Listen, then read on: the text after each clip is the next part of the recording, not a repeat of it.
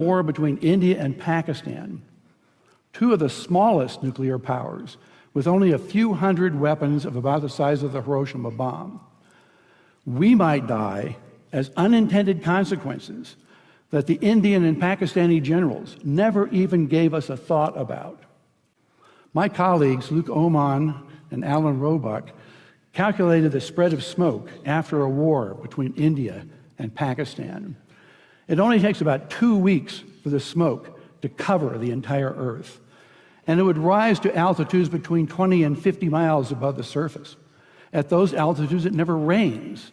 The smoke would stay there for years.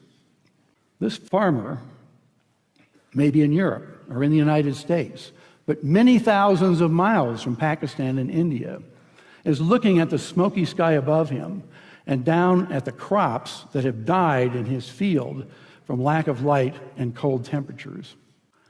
It's estimated that in a war between India and Pakistan, that we would lose 10 to 40% of the yields of corn, wheat, and rice for years afterward because of the bad weather. The entire world only has enough food to feed the population for 60 days unless agriculture produces more food.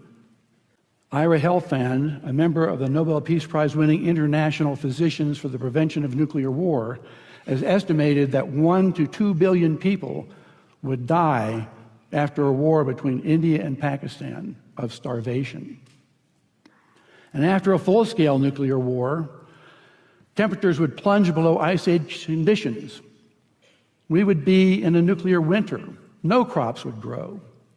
It's estimated that 90% of the population of the planet would starve to death, and civilization would be destroyed. And no one would be safe. Not those in countries with no nuclear weapons, not those in countries that didn't participate in the war, and not those on the other side of the planet from where the explosions occurred. No one would be safe. I bet you're not getting